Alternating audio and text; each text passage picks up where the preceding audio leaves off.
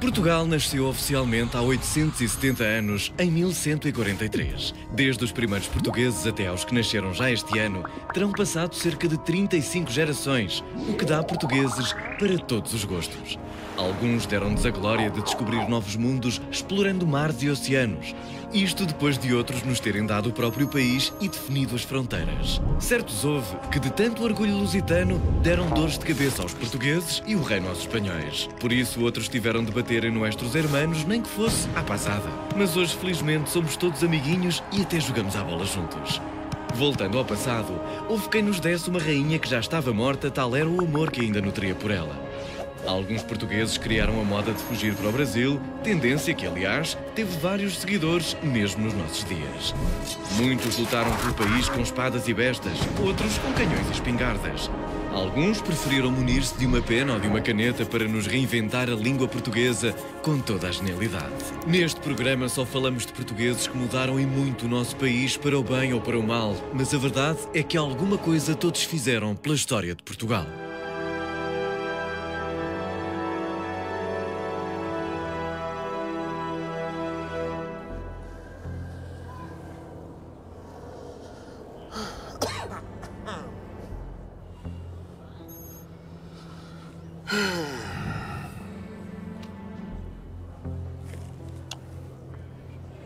Estou, Fernando. Então, olha, já estou aqui junto à estátua do Afonso Henriques. E tu, onde é que andas? Eu também estou aqui em frente à estátua. Então, mas também eu. Mas ouve, estás em Guimarães? Não, estou em Lisboa. Ah, mas eu estou mesmo aqui ao pé da estátua, a original, a do Soares dos Reis. Em Guimarães? Sim.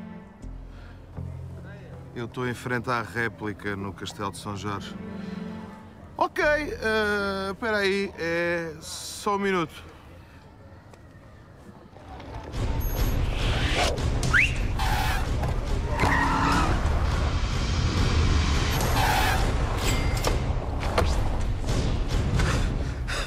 Tens razão.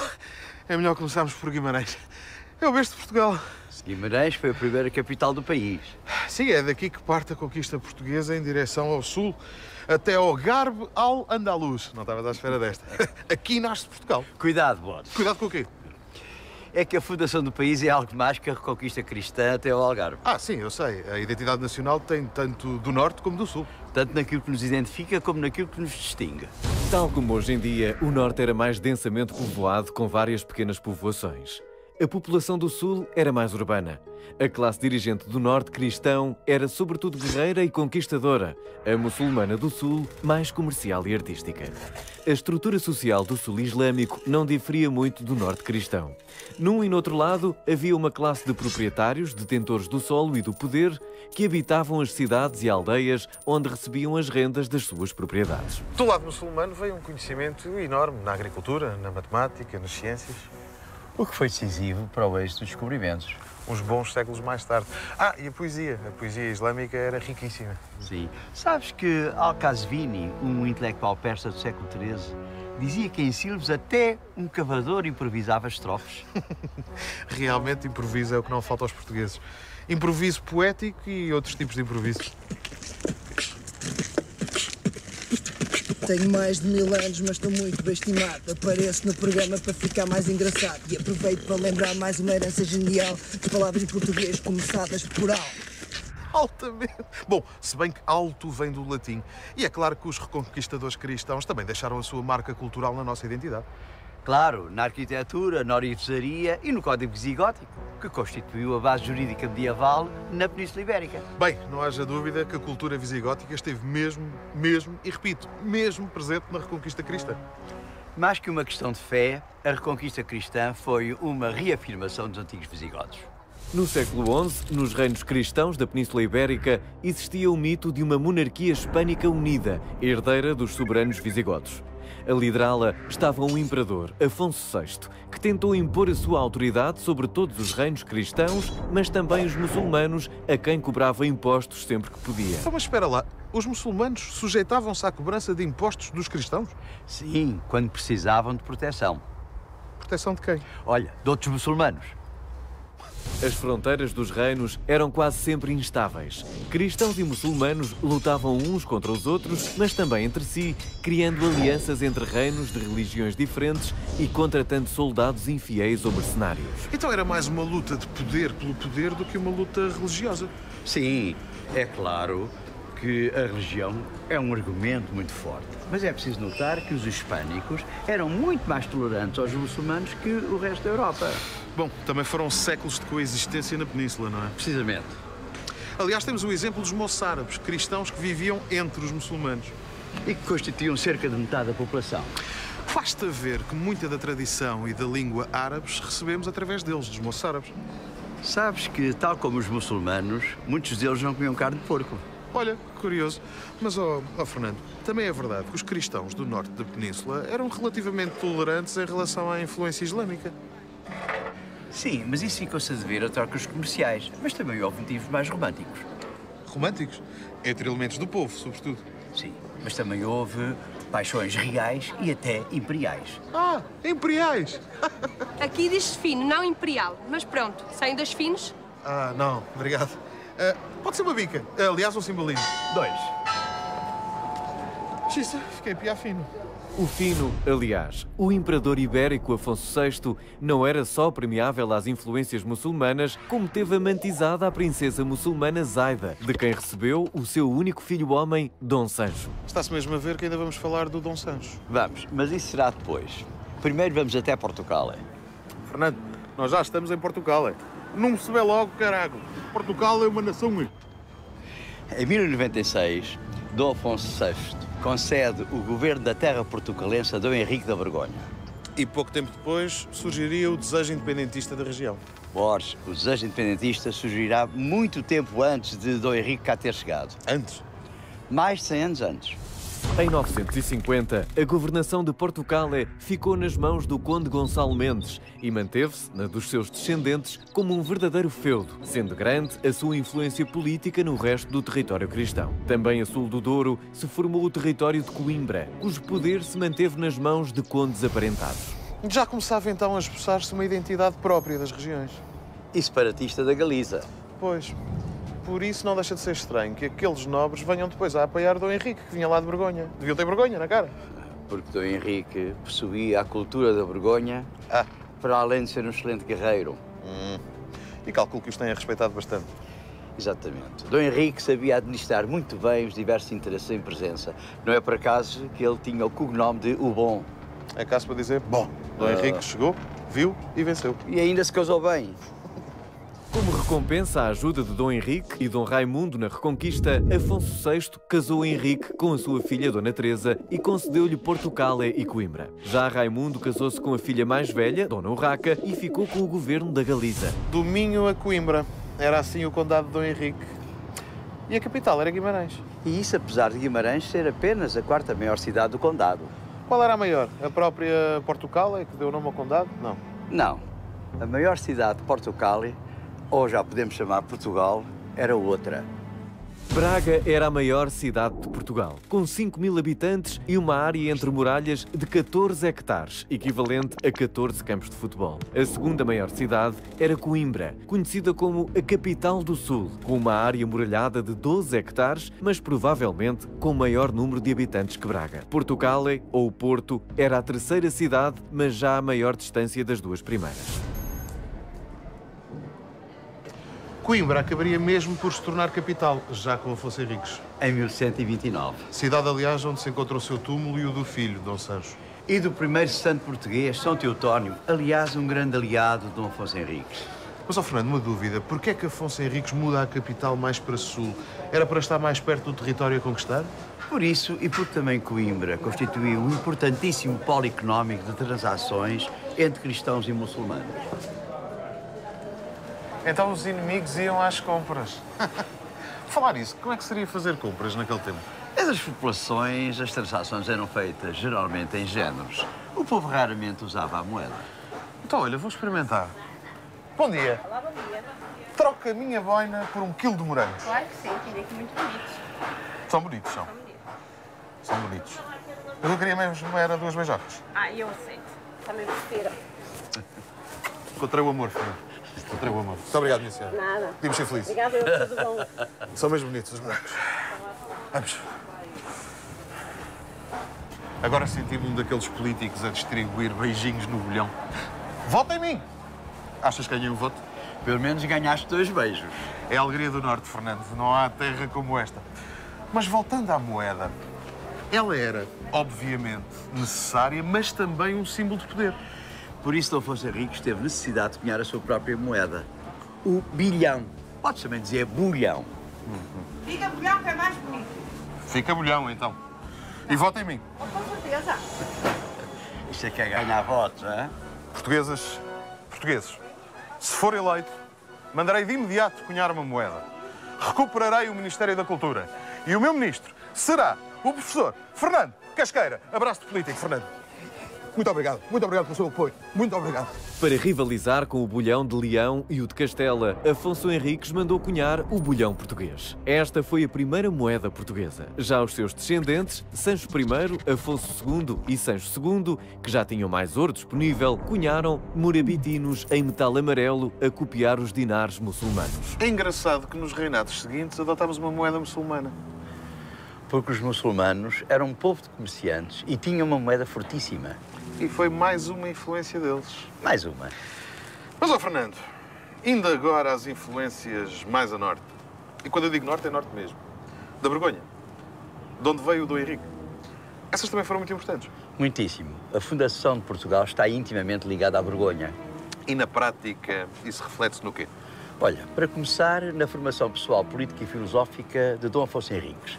A influência que ele teve de Borgonha foi um privilégio. De Borgonha nasceu uma elite de um movimento cultural, espiritual e teosófico que marcou a Europa do século XII, com nomes como os de São Hugo, da Ordem de Cluny, e tio de Dom Henrique, São Bernardo de Claraval, o doutor da igreja mais influente do século XII, e Hugues de Payen, fundador da Ordem dos Templários.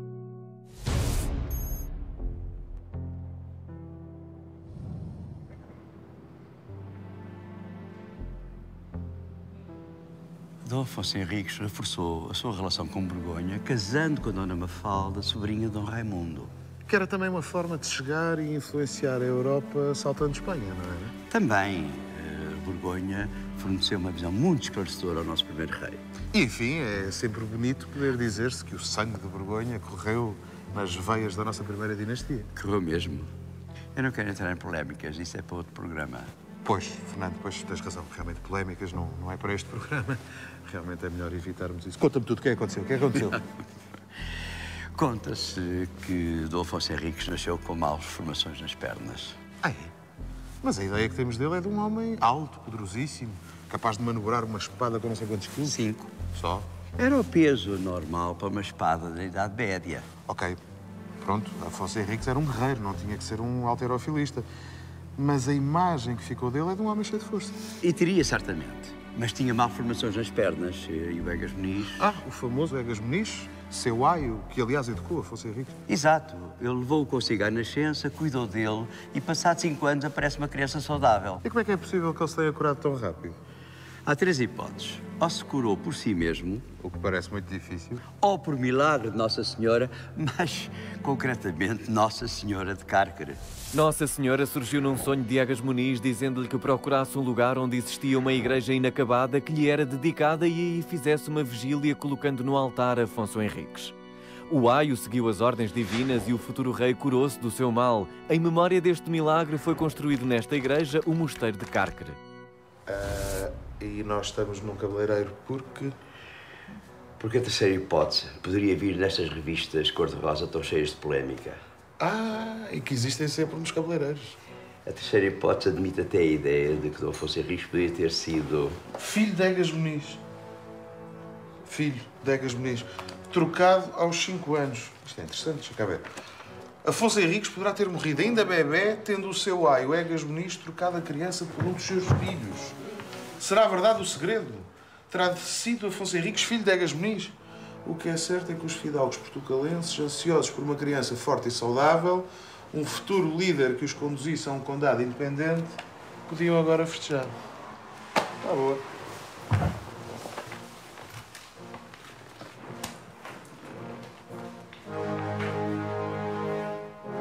Bom, polémicas à parte, o primeiro rei de Portugal foi o homem que conhecemos, fortíssimo, quer física, quer psicologicamente. Com o melhor de Dom Henrique, de Dona Teresa e de Dom Egas Muniz. Voltando então a Dom Henrique, ele prestou sempre vassalagem a Afonso VI. Entre eles nunca estalou o verniz. Dom Henrique foi sempre um fiel vassalo de Dom Afonso VI. Ajudou sempre que foi necessário. E o seu primo, Dom Raimundo? Dom Raimundo e Dona Urraca desempenharam bem o seu papel. Eles esperaram que Dom Afonso VI falecesse para que ela, Dona Urraca, como filha mais velha, lhe sucedesse no trono. E é aí que aparece Dom Sancho. Ah, o Dom Sancho. Como é que ele entra na história, exatamente? No final da vida, Dom Afonso VI tentou transmitir a coroa a seu filho como único filho varão. Ui, imagino que a Urraca e o Raimundo tenham entrado em pânico. Exato. E uma coroa fica sempre tão bem. Naturalmente que eles tentaram reunir o maior número de apoios para a manutenção dos seus direitos. Falaram com Dom Henrique. Sim, falaram, tentando criar com ele um pacto de apoio às suas pretensões ao trono em troca de mais territórios. Esse pacto foi assinado?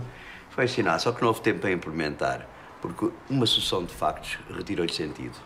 Depois de em 1105 ser estabelecido o pacto entre Dom Raimundo e Dom Henrique contra a possível passagem da coroa a Dom Sancho, Raimundo acabaria por morrer 2 anos depois, em 1107. Também Sancho morreria em combate em 1108 e Afonso VI perderia a vida em 1109.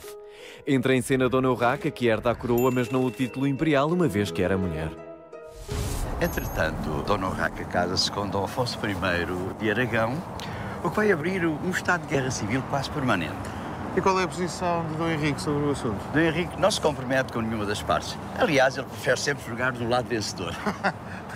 Parece muito bem, bela estratégia.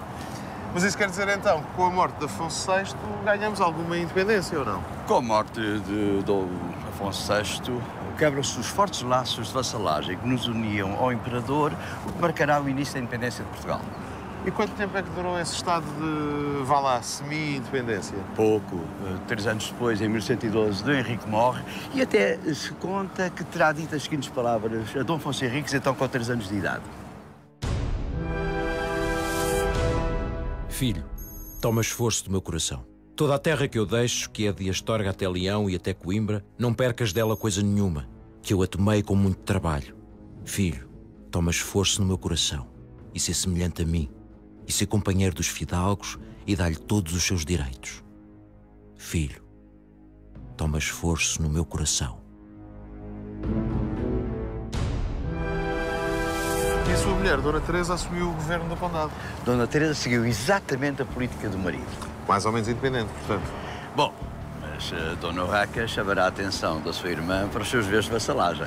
Marcou posição, mas Dona Teresa ficou com o território. Sim, e até o expandiu para pequenos feudos na Galiza, Castela e Leão.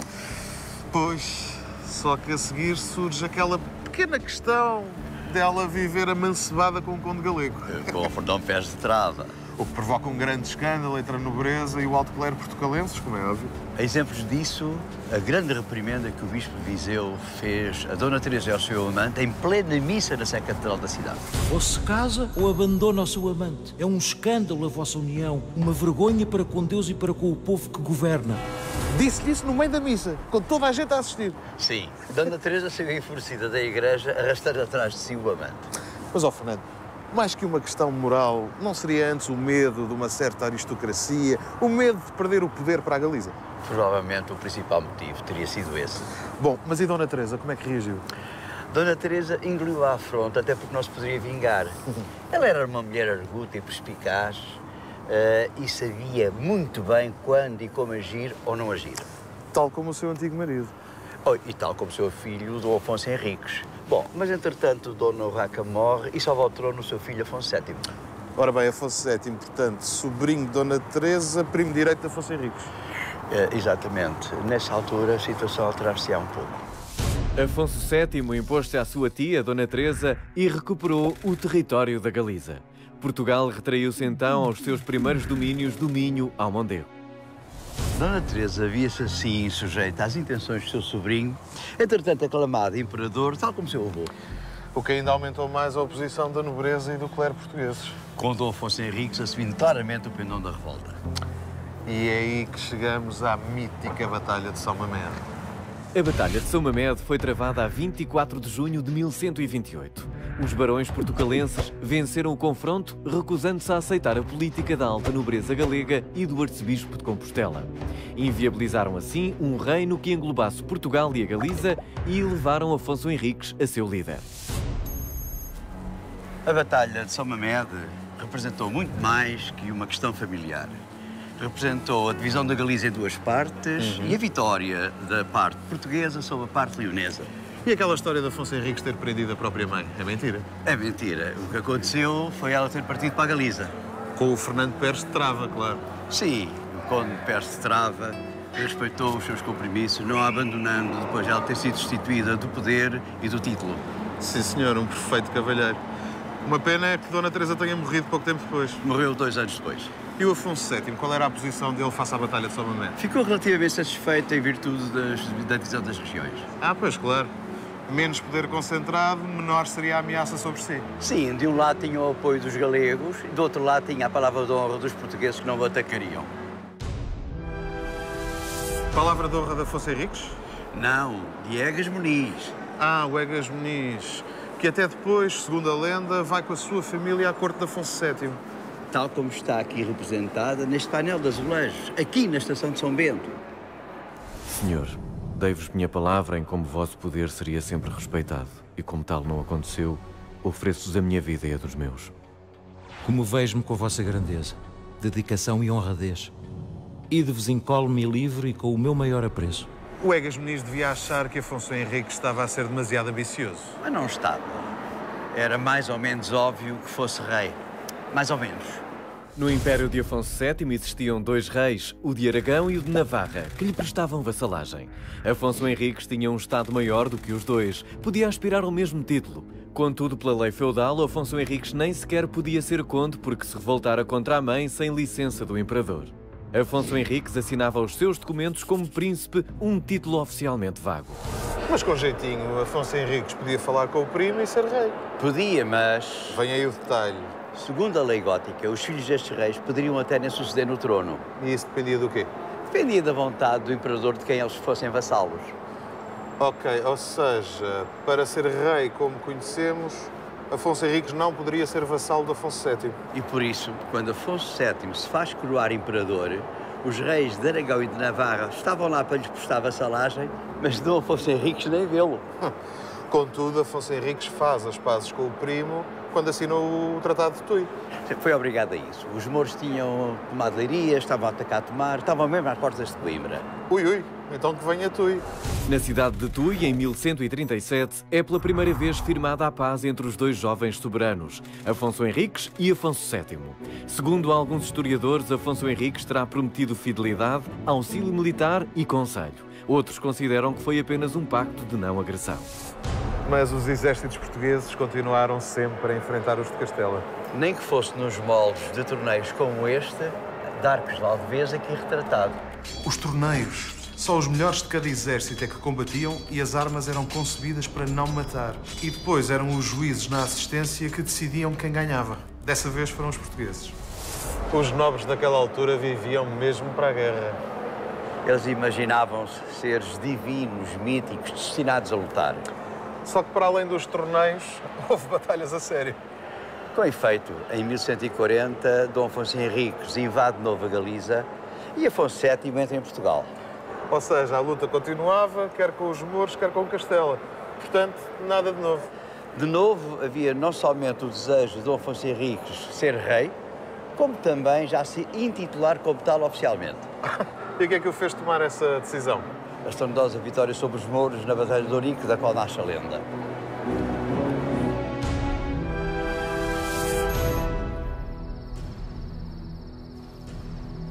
A lenda conta que um pouco antes da Batalha de Ourique, Dom Afonso Henriques foi visitado por um ermita que o futuro rei já tinha visto em sonhos.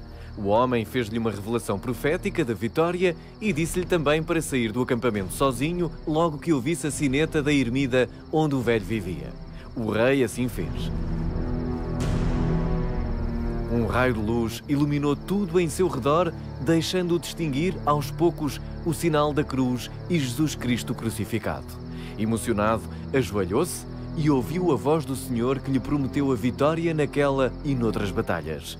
No dia seguinte, impulsionado por esta experiência espiritual, terá derrotado os exércitos de 5 reis muçulmanos. Na bandeira portuguesa, as 5 quinas representam os 5 reis mouros derrotados. Cada quina carrega as 5 chagas de Cristo. Mais uma vez, existe a ideia de Afonso Henriques como um eleito por Deus para criar e comandar o país. Sim, mas existe algo mais que a lenda. Como assim? Essa visão do guerreiro místico não é só para encantar o povo. O próprio rei acreditava nessa visão. Afonso Henriques acredita na sua proximidade com Deus? Sim, e isso deve-se à maneira muito particular como vive a sua fé e, de resto, muito influenciada pela sua proximidade aos Cavaleiros Templários. Ah, pois claro, os Templários, importantíssimos nas suas conquistas. Precisamente. Os Templários tinham como propósito original proteger os cristãos em peregrinação a Jerusalém. A sua existência ficou envolvida no maior secretismo, com histórias como a posse do Santo Graal. Em Portugal, foram responsáveis por uma grande parte da conquista e manutenção do território e deram origem à Ordem de Cristo, cujo símbolo acompanhou todos os descobrimentos.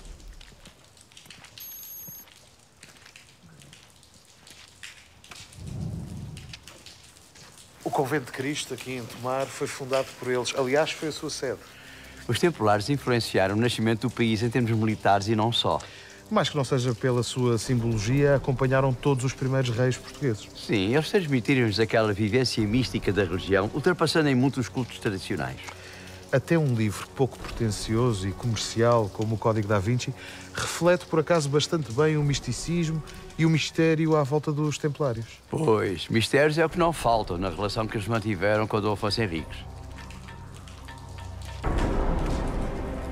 O primeiro selo real de Afonso Henriques parece ocultar uma mensagem destinada aos Cavaleiros Templários. Nele podemos ler por tuo ou teu Graal, ou seja, pelo teu Graal, uma referência codificada ao Santo Graal, tão ao gosto dos Templários. Já o segundo selo de Afonso Henriques contém a cruz dos Templários. Curiosamente, este símbolo foi adotado para as moedas de 1, 2 e 5 cêntimos de euro em Portugal. Bem, vou passar a olhar para estas moedas de outra forma.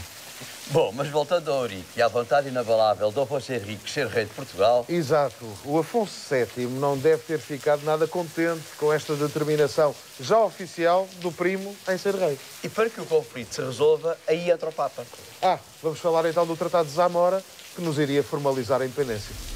O Vaticano exercia na Europa de então uma espécie de suzerania sobre os reis cristãos. Não era sua política separar os reinos de Cristo, mas sim promover a luta ao Islão.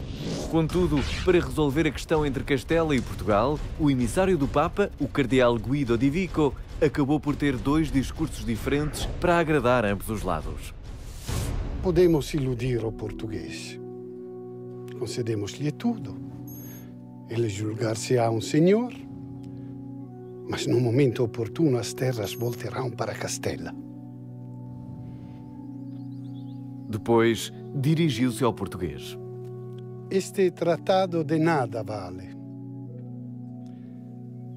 Há um direito superior ao direito dos reis, o direito canônico. O Papa é o rei dos reis. E para que ser vassalo de Afonso VII se podeis ser vassalo do Papa? Assim ficareis com a coroa, bem como os vossos descendentes. E a suzerania ao Papa pouco mais é que uma pequena soma de dinheiro. 4 onças por ano. É o preço da independência.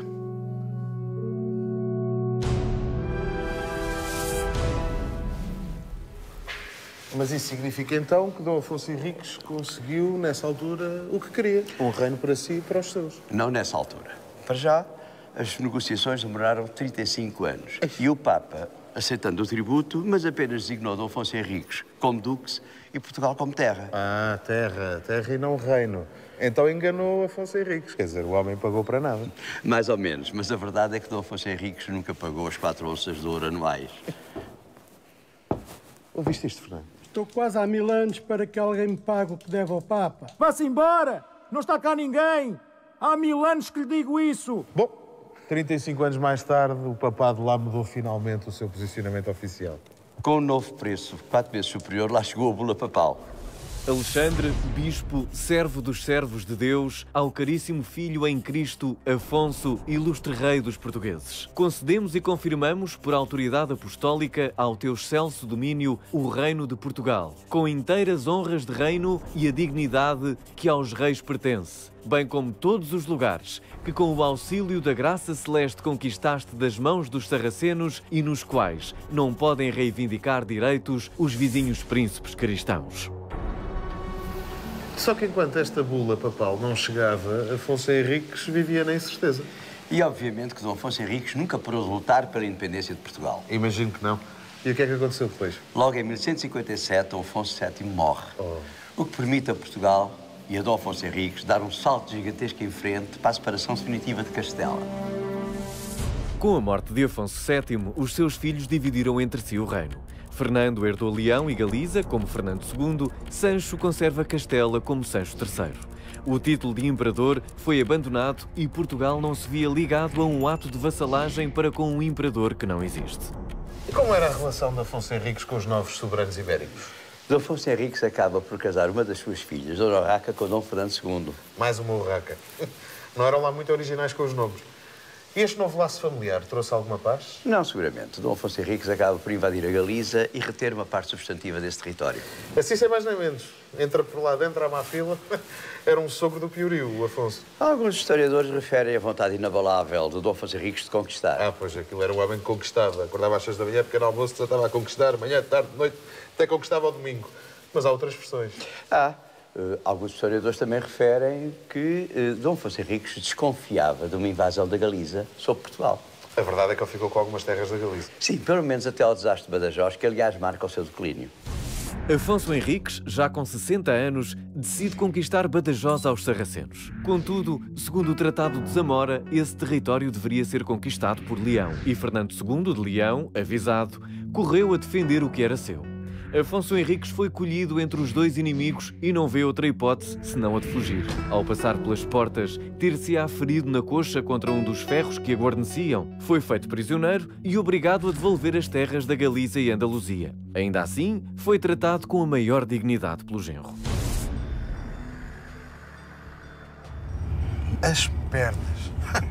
As pernas marcaram a história do Afonso Henriques. Mal podendo andar, Dom Afonso Henriques sedentarizou os últimos 15 anos de governo. Mas ele tinha o seu filho, Sancho I. Sim, Dom Sancho I, que com apenas 16 anos animou a fase final do reinado de Dom Afonso Henriques.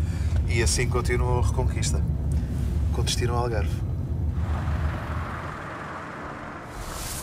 Durante a conquista do sul de Portugal, entre Afonso Henriques e Afonso III, os portugueses enfrentaram 3 tipos de poder muçulmano.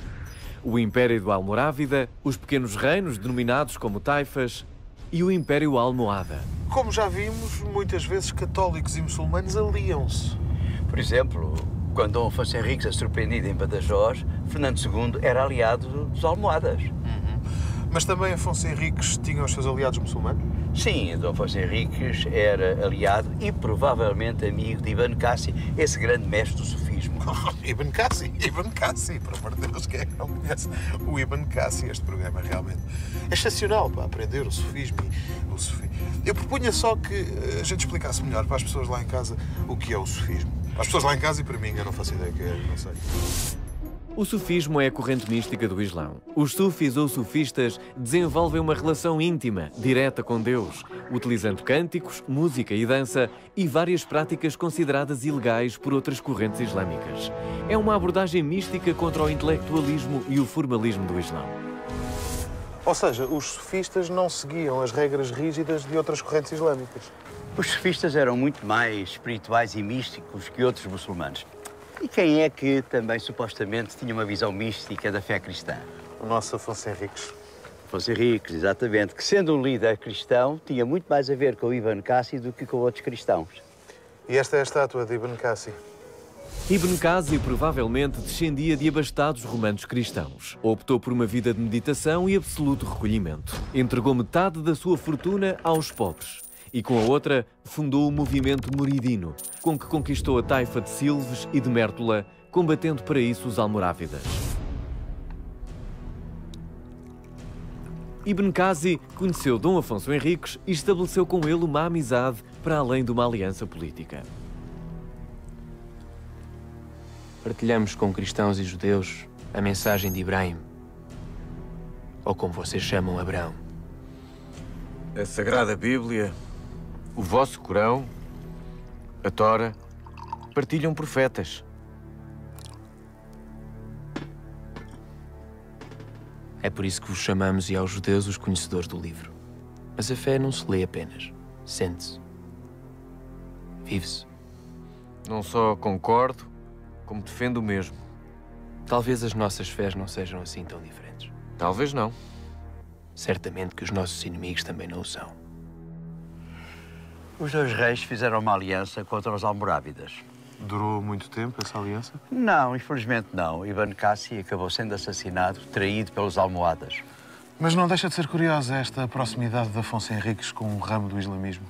Dom Afonso Henriques era muito tolerante para com outras religiões. Com os judeus também? Sim, só assim se compreende que o gestor das finanças do reino fosse o grão-rabi Ben Yahya. Mas por muito tolerante que fosse, não foi de certeza a fazer festinhas que Afonso Henriques conquistou terreno aos muçulmanos. Não, seguramente. Ele teve que lutar até aos 60 anos e parou. Ele mal podia andar.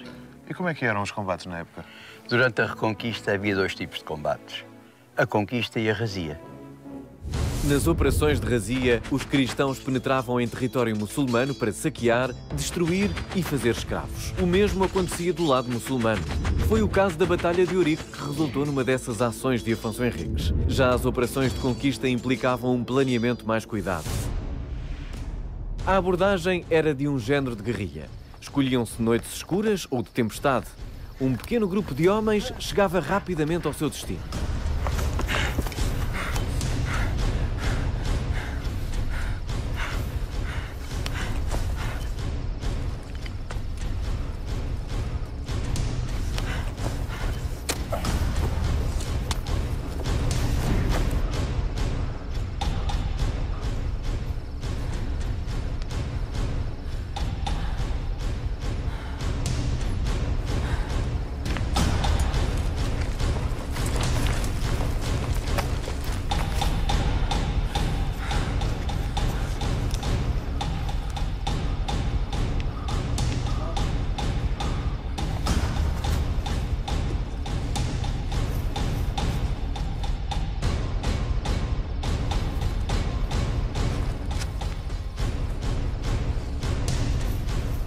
Aproximavam-se rapidamente dos muros e pousavam-lhe uma escada de madeira. Reza um cronista árabe que, na conquista do castelo de Santarém, Afonso Henriques teria sido o primeiro a subir com o punhal preso entre os dentes. Parou, escutou tentando perceber a presença de algum sentinela. Na sombra, nada se distinguia. Saltou sobre o sentinela, apunhalando-o antes que ele gritasse.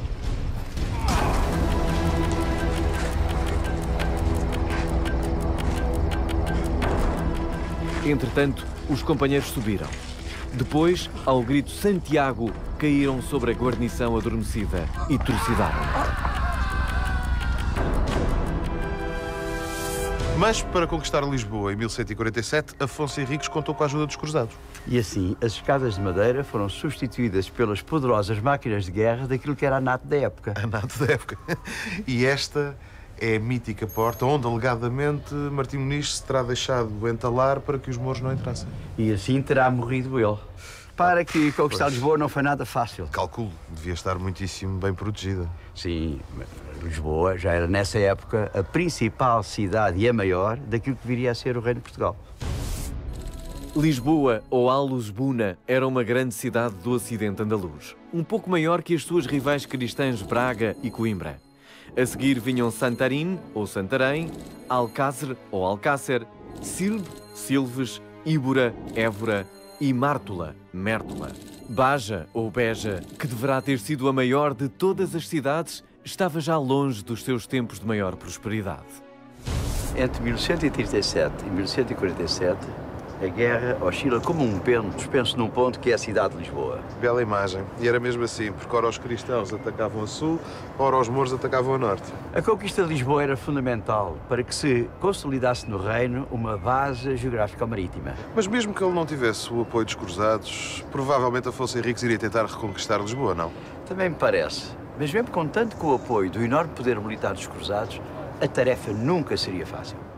Os cruzados dirigiam-se à Palestina vindos de vários locais da Europa. Parte deles, cerca de 200 barcos com soldados ingleses, normandos, colonienses e flamengos, parou em Lisboa e juntou-se às forças portuguesas. A 1 de julho de 1147, cercaram o castelo da cidade depois de rapidamente dominarem os seus arredores. Apesar das máquinas de guerra de que dispunham, altamente avançadas para a época, só a 20 de outubro os muçulmanos se renderam enfraquecidos pela fome e pela doença. E o saco de Lisboa não foi uma coisa bonita? Não foi, não. Dom Afonso Henriques tinha até negociado com os cruzados ficarem com os bens da cidade. Só que a ganância e a brutalidade com que o fizeram não estava prevista pelo português. Nem sequer pelos outros cruzados. Eles mataram o bispo moçárabe da cidade, que era tão cristão como eles. Bom, mas a Reconquista teve outros auxílios das cruzadas. Até a Reconquista acabar, vieram cá mais 5 vezes, a última das quais foi para conquistar Alcácer de Sol. E uma pergunta, Fernando. O que é que acontecia aos muçulmanos? Com certeza fugiam quando viam que a guerra estava perdida. Os mais ricos, sim. Mas os mais pobres, não. Tiveram que ficar. Tiveram que se adaptar aos condicionalismos de serem conquistados. Regra geral, a população muçulmana era obrigada a deixar o recinto amuralhado no prazo de 1 ano para ir habitar os subúrbios. O seu bairro normalmente situava-se na zona norte da cidade, sempre a mais fria. No campo, podiam em geral ficar em paz, mas a sua contribuição fiscal aumentava. Um muro com portas rodeava o seu bairro, estando os mouros impedidos de sair depois do toque de recolher até à primeira missa da manhã.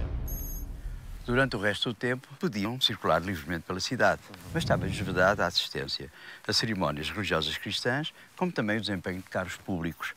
Para além disso, tinham que usar, à frente do hábito tradicional, um crescente. Mas a tolerância para com os muçulmanos ia diminuindo, embora isso não tivesse nada a ver com os povos do norte da Europa. Sim, à medida que a Reconquista avançava, as posições de um lado e do outro iam-se extremando. E os vencedores, ao avançar, iam formando o nosso território. Aliás, isso está na base do primeiro grande surto migratório da história de Portugal. O primeiro de todos dentro do próprio país e de norte para sul. Sim, toda a sociedade via nisso uma possibilidade de subir o seu estatuto económico e social.